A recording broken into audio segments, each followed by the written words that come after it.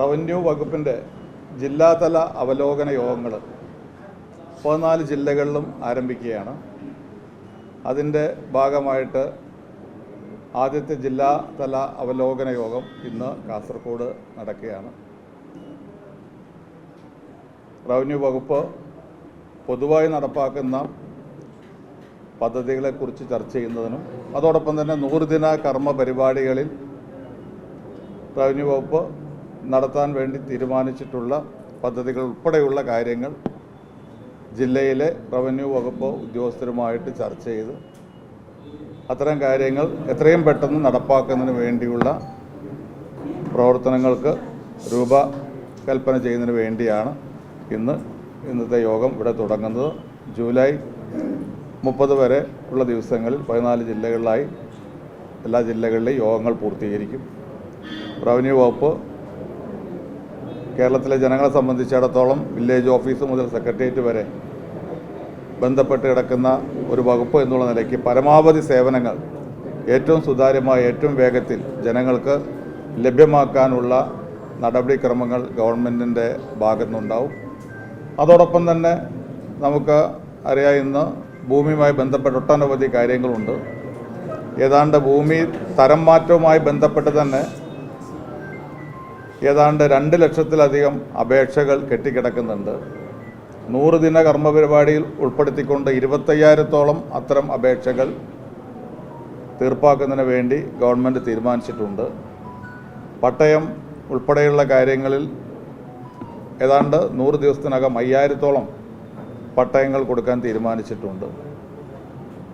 അത്തരത്തിലുള്ള ഭൂമി സംബന്ധമായ തർക്കങ്ങളും അതുപോലെ ഇത്തരം പരാതികൾ കെട്ടിക്കിടക്കുന്നതുമൊക്കെ എത്രയും പെട്ടെന്ന് പരിഹരിച്ച് മുന്നോട്ട് പോവുക എന്നുള്ളതും ജനങ്ങൾ പലവട്ടം ഒരാവശ്യത്തിന് വേണ്ടി 9 വട്ടം ഓഫീസുകൾ കയറി ഇറങ്ങുന്ന സാഹചര്യം ഉണ്ടാകരുത് എന്ന് പ്രത്യേകം പൊതുവായ നിർദ്ദേശം നൽകിയിട്ടുണ്ട്. വില്ലേജ് ഓഫീസ് മുതൽ റവന്യൂ വകുപ്പുമായി ബന്ധപ്പെട്ട ഓഫീസുകൾ ജനസൗഹൃദ ഓഫീസുകളായിരിക്കണം. ജനങ്ങൾക്ക് കൂടുതൽ സൗകര്യങ്ങൾ അവർക്ക് ലഭ്യമാകുന്ന സാഹചര്യം ഉണ്ടാവണം. അതോടൊപ്പം തന്നെ റവന്യൂ വകുപ്പിൽ ഉദ്യോഗസ്ഥന്മാരുടെ പ്രയാസങ്ങളും ഏറ്റവും കൂടുതൽ ജോലി ഭാരമുള്ള ഉദ്യോഗസ്ഥന്മാരാണെന്ന് വില്ലേജ് ഓഫീസിലുള്ളത്, താലൂക്ക് ഓഫീസിലുള്ളത്, എല്ലാ കാര്യങ്ങളുമായി ബന്ധപ്പെട്ട പ്രശ്നങ്ങൾ അവർ കൈകാര്യം ചെയ്യുന്നുണ്ട്. അവരുടെ പ്രയാസങ്ങൾ വളരെ കൂടുതലാണ്. പക്ഷേ എന്നിരുന്നാലും ആ പ്രയാസങ്ങളൊക്കെ നിലനിൽക്കുമ്പോഴും ജനങ്ങളുടെ കാര്യങ്ങളിൽ എത്രയും പെട്ടെന്ന് പ്രശ്നപരിഹാരം ഉണ്ടാവണം എന്നുള്ളതാണ് ഗവൺമെൻറ്റിൻ്റെ സമീപനം. അതിനാവശ്യമായ നടപടികൾ എടുത്ത് മുന്നോട്ട് പോകണം എന്നുള്ളതാണ് ഗവൺമെൻറ് ആഗ്രഹിക്കുന്നത്. അതുകൊണ്ട് ഇന്ന് തുടക്കമാണ് ഞങ്ങളുടെ ജില്ലാതല അവലോകന യോഗത്തിൻ്റെ.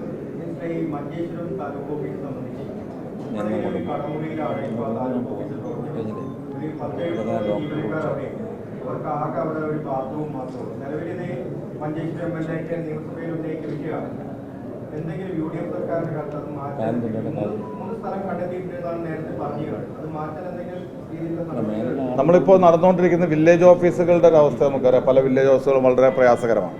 അതുകൊണ്ട് കഴിഞ്ഞ ഗവൺമെൻറ്റിൻ്റെ കാലത്ത് തന്നെ നമ്മൾ ആലോചിച്ചിരുന്ന നടപ്പാക്കിക്കൊണ്ടിരുന്ന കാര്യമാണ് സ്മാർട്ട് വില്ലേജുകൾ എന്നുള്ളത്. ആ സ്മാർട്ട് വില്ലേജുകൾ തുടർന്ന് മുന്നോട്ട് കൊണ്ടുപോകും. അതോടൊപ്പം തന്നെ ഇത്തവണത്തെ ബജറ്റിൽ ഉൾപ്പെടെ നമുക്ക് റവന്യൂ ടവർ പല ജില്ലകളും നമ്മൾ ഇതിനകം പ്രഖ്യാപിച്ചു കഴിഞ്ഞു.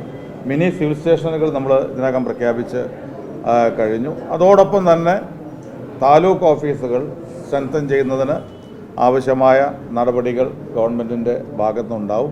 മഞ്ചേശ്വരം താലൂക്ക് ഓഫീസ് ഉൾപ്പെടെയുള്ള കാര്യങ്ങളിൽ ഗവൺമെൻറ് പ്രത്യേക ശ്രദ്ധ കൊടുക്കും. എല്ലാ താലൂക്ക് ഓഫീസുകളും നല്ല രീതിയിൽ കെട്ടിടങ്ങളും ഭൗതിക സാഹചര്യങ്ങളും ഉണ്ടാവണം. കാരണം മറ്റൊന്നും കൊണ്ടല്ല, അവിടെ വർക്ക് ചെയ്യുന്ന ജീവനക്കാരുടെ താല്പര്യം മാത്രമല്ല, ഏറ്റവും കൂടുതൽ ആളുകൾ വരുന്ന ഓഫീസുകൾ അതൊക്കെ അവിടെ വരുന്ന സാധാരണക്കാരായ ജനങ്ങൾക്ക് അവർക്കൊരു സൗകര്യം കൂടി ഒരുക്കുന്ന രീതിയിൽ നല്ല താലൂക്ക് ഓഫീസുകൾ ഉണ്ടാക്കുക എന്നുള്ളത് ഗവൺമെൻറ് മുന്നിലുള്ള കാര്യമാണ്.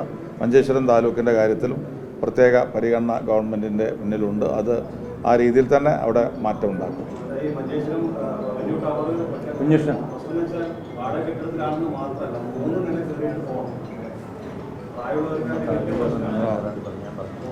ഞാനതിൻ്റെ പൂർണ്ണമായ ഡീറ്റെയിൽസ്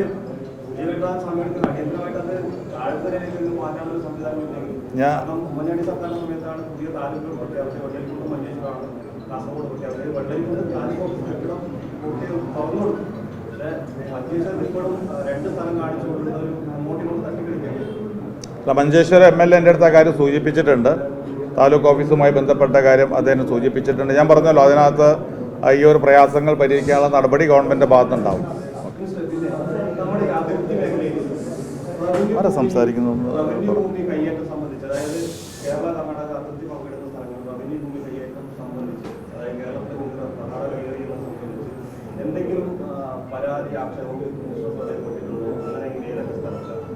അല്ല, പൊതുവായ ചില കയ്യേറ്റങ്ങളെക്കുറിച്ച് ശ്രദ്ധയിൽപ്പെട്ടിട്ടുണ്ട്. ഞാൻ ആദ്യ യോഗത്തിൽ തന്നെ, ഉദ്യോഗസ്ഥതല യോഗത്തിൽ തന്നെ കൊടുത്ത നിർദ്ദേശം റവന്യൂവുമായി ബന്ധപ്പെട്ട ഗവൺമെൻറ് ഭൂമികൾ കയ്യേറ്റം, ഏത് രീതിയിലുള്ള കയ്യേറ്റമായാലും ഇടുക്കിയിലാണ് കൂടുതൽ ശ്രദ്ധയിൽപ്പെട്ടിട്ടുള്ളത്. അപ്പോൾ അത്തരം കയ്യേറ്റങ്ങൾ ഒരു കാരണവശാലും അംഗീകരിക്കില്ല എന്ന് മാത്രമല്ല, അത്തരം കയ്യേറ്റങ്ങൾ നടക്കുമ്പോൾ അത് എതിരായ നടപടി എടുക്കാത്ത ഉദ്യോഗസ്ഥന്മാർ ആരായാലും അത് ശക്തമായ നടപടി അവർക്കെതിരെ ഉണ്ടാകും എന്നുവരെ ഞങ്ങൾ എല്ലാ ഉദ്യോഗസ്ഥ തലത്തിൽ ഞാൻ നിർദ്ദേശം അറിയിപ്പ് നൽകിയിട്ടുണ്ട്. അതുകൊണ്ട് ഗവൺമെൻറ്റിൻ്റെ സമീപനം ഏത് ഭൂമി ആര് കയ്യേറിയാലും അത് അംഗീകരിക്കുന്ന, ഗവൺമെൻറ് ഭൂമി കയ്യേറി കഴിഞ്ഞാൽ ഒരു കാരണവശാലും അത് അംഗീകരിക്കുന്ന പ്രശ്നമില്ല. ശക്തമായ നടപടി ഗവൺമെൻറ്റിൻ്റെ ഭാഗത്തുണ്ടാവും. ഈ ഒരു കാര്യം പ്രത്യേകം ഗവൺമെൻറ് പരിശോധിക്കാം. അതുകൊണ്ടാണ് പ്രത്യേകം ഞാനത് നോക്കാം.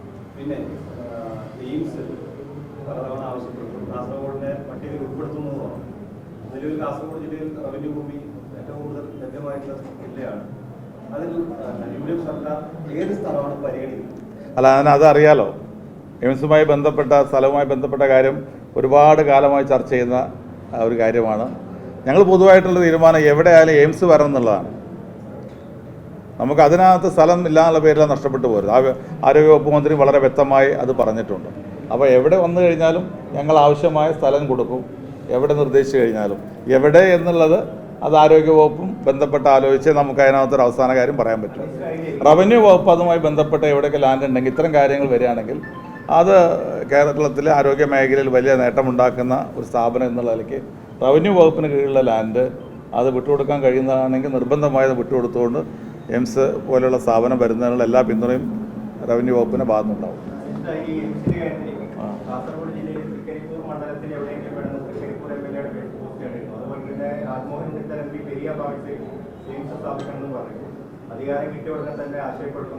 അല്ല, അത് ജനപ്രതിനിധികൾ അങ്ങനെ ആഗ്രഹിക്കുന്നതിൽ തെറ്റ് പറയാൻ പറ്റില്ല. മറ്റു ജില്ലയിലും ഉണ്ടല്ലോ. ജനപ്രതിനിധികൾ എന്താ ആഗ്രഹിക്കുക? അത് ഞാൻ എൻ്റെ കോൺസ്റ്റിറ്റ്യുവൻസി ഉണ്ട്, എൻ്റെ കോൺസ്റ്റിറ്റ്യുവൻസിയിൽ എല്ലാം വരുന്ന ഞാൻ ആഗ്രഹിക്കില്ലേ? അത് ജനപ്രതിനിധികൾക്ക് ജനങ്ങളോടുള്ള ഒരു കമ്മിറ്റ്മെൻറ്റാണ്. അതിനകത്ത് നമുക്ക് കുറ്റം പറയാൻ പറ്റില്ല. പക്ഷേ ഏതാണ് നല്ല സ്ഥലം, ഏതാണ് അതിന് അനുയോജ്യമായത് നമുക്ക് ഒരു സ്റ്റഡി നടത്തി ഗവൺമെൻറ് ഫൈനൽ ഡിസിഷൻ എടുക്കും. അത് ജനപ്രതിനിധികൾ അത് പറയാനേ പാടില്ല എന്ന് പറയരുത്. അത് സ്വാഭാവികമാണ്, ജനപ്രതിനിധികൾ അത്ര ആഗ്രഹങ്ങൾ ഉന്നയിക്കുന്നത്. പക്ഷെ തീരുമാനം ഗവൺമെൻറ് എടുക്കും എവിടെയാണ്.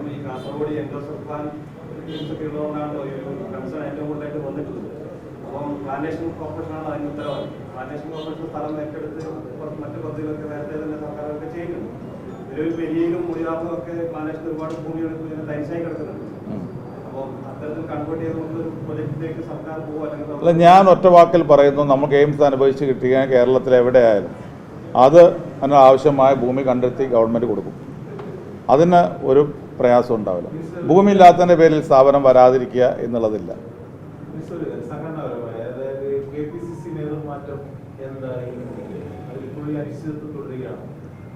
KPCC എപ്പോൾ മാറ്റണം, പുതിയ പ്രസിഡന്റ് ആരാവണം എന്നൊക്കെ തീരുമാനിക്കേണ്ട AICC ആണ്. അപ്പോൾ AICC ആ തീരുമാനങ്ങൾ, അതുമായി ബന്ധപ്പെട്ട ആലോചനകളും കാര്യങ്ങളും നടത്തി ആ തീരുമാനം പറയും. അപ്പോൾ അതിനകത്ത് ഞങ്ങളെ സംബന്ധിച്ചിടത്തോളം അത്തരം കാര്യങ്ങൾ KPCCക്ക് കീഴിലുള്ള കാര്യങ്ങളാണ് ഞങ്ങൾക്ക് അഭിപ്രായം പറയാൻ പറ്റുക. DCCയുമായി ബന്ധപ്പെട്ട കാര്യം, മണ്ഡലം കമ്മിറ്റി ബന്ധപ്പെട്ട കാര്യം, ബ്ലോക്ക് കമ്മിറ്റി ബന്ധപ്പെട്ട കാര്യം ഞങ്ങൾ പറയും. KPCCയുടെ അവസാന വാക്ക് ഹൈക്കമാൻഡാണ്, AICC ആണ്. അപ്പോൾ എപ്പോൾ വേണം, എങ്ങനെ വേണം എന്നുള്ള ഹൈക്കമാൻഡ് തീരുമാനിക്കും.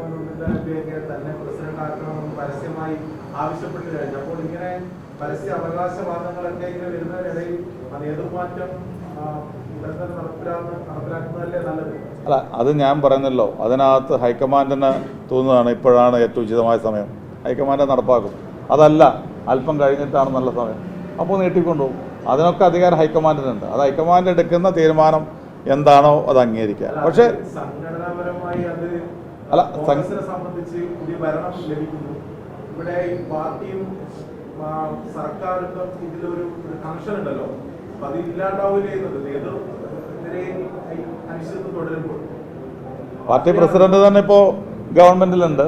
അപ്പോൾ ഞാൻ പറഞ്ഞല്ലോ, ഇത്തരം തീരുമാനങ്ങൾ എല്ലാ സമയത്തും ഈ ഗവൺമെൻറ് വന്നിട്ട് 2 മാസം പൂർത്തീകരിക്കുന്നത് ഈ 18-ാം തീയതിയാണ്. 2 മാസം പൂർത്തീകരിച്ചിട്ടില്ല.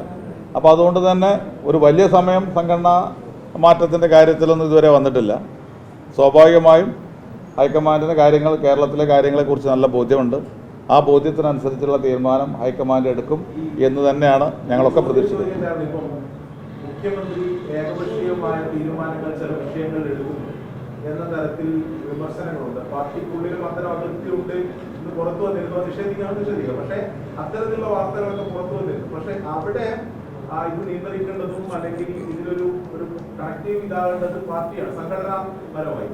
അത് ഈ മാറ്റം ഇങ്ങനെ അനിശ്ചിതമായി നീളുന്ന സമയത്ത് ഞാൻ പറഞ്ഞല്ലോ, ഇത് അനിശ്ചിതമായി നീട്ടണോ വേണ്ടയോ, നിലവിലുള്ള സംവിധാനം തുടരണമോ? സ്വാഭാവികമായും APC പ്രസിഡന്റൊക്കെ മന്ത്രിമാരാകുമ്പോൾ വർക്കിംഗ് പ്രസിഡന്റുമാർ മന്ത്രിമാരാണ്. ആ ഒരു മാറ്റം എല്ലാവരും ആഗ്രഹിക്കുന്നുണ്ട്.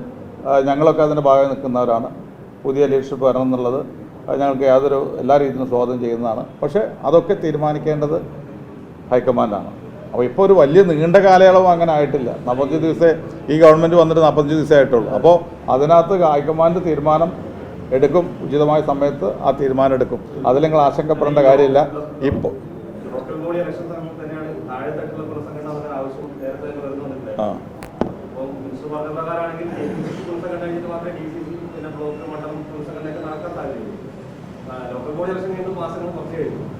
അല്ല, അങ്ങനെ ലോക്കൽ ബോഡി കഴിഞ്ഞ ഉടനെ പുനഃസംഘടന എന്നുള്ളതില്ല.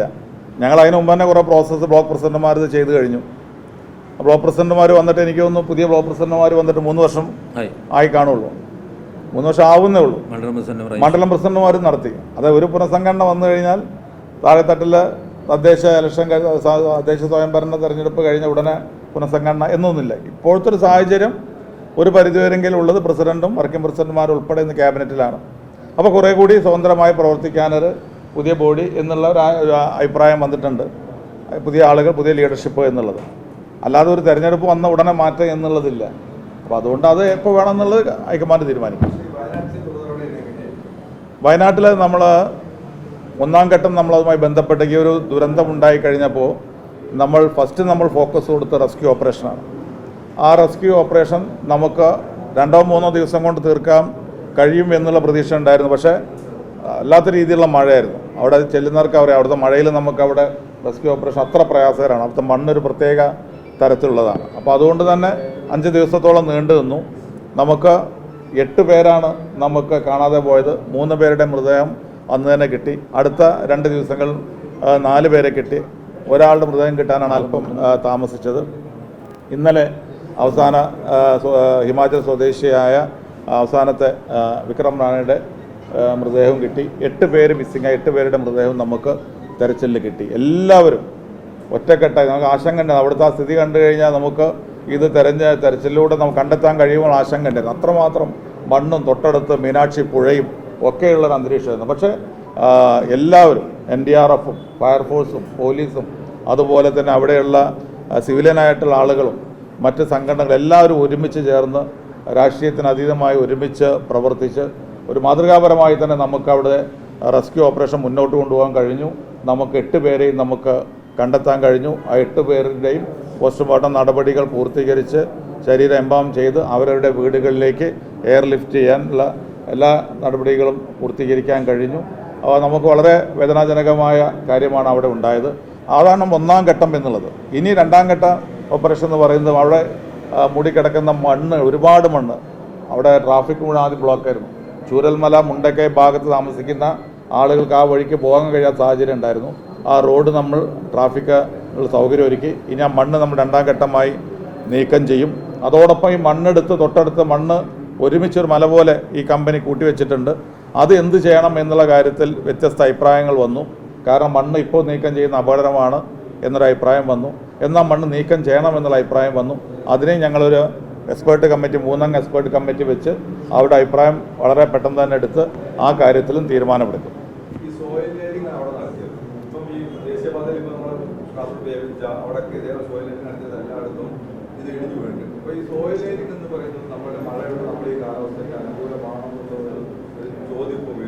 ഞങ്ങൾ 2 കമ്മിറ്റി വെച്ചിട്ടുണ്ട്. ഒന്ന് നിലവിലുള്ള ഈ മണ്ണ് നീക്കം ചെയ്യുന്ന കാര്യത്തെക്കുറിച്ച്, മറ്റൊന്ന്, നിലവിൽ ഈ ഒരു പ്രോജക്റ്റുമായി ബന്ധപ്പെട്ട പ്രവർത്തനങ്ങളുടെ ഭാഗമായിട്ടാണോ ഈ മണ്ണിടിച്ചിൽ ഉണ്ടായിട്ടുള്ളത്, അതുമായി അനുബന്ധമായ കാര്യങ്ങൾക്ക് വേണ്ടി മറ്റൊരു കമ്മിറ്റിയും വെച്ചിട്ടുണ്ട്. ആ വിദഗ്ധ സമിതിയുടെ റിപ്പോർട്ട് കിട്ടിയെങ്കിൽ മാത്രമേ നമുക്ക് ആധികാരികമായിട്ട് അത്തരം കാര്യങ്ങൾ പറയാൻ പറ്റൂ. ഇത്തരം കാര്യങ്ങളിലൊക്കെ നമ്മൾക്ക് അതിനകത്ത് നമ്മുടെ ഒരു അനുമാനം അല്ലെങ്കിൽ നമ്മുടെ ഒരു അറിവിൻ്റെ പുറത്ത് മുഴുവൻ പറയാൻ പറ്റരുത്, ശാസ്ത്രീയമായി പറയേണ്ട കാര്യങ്ങളാണ്. അതുകൊണ്ട് വിദഗ്ധ സമിതിയുടെ അഭിപ്രായം കിട്ടിക്കഴിഞ്ഞാൽ അത്തരം കാര്യങ്ങളിൽ മുന്നോട്ട് പോകുന്ന കാര്യം ആലോചിക്കും. Okay, thank you.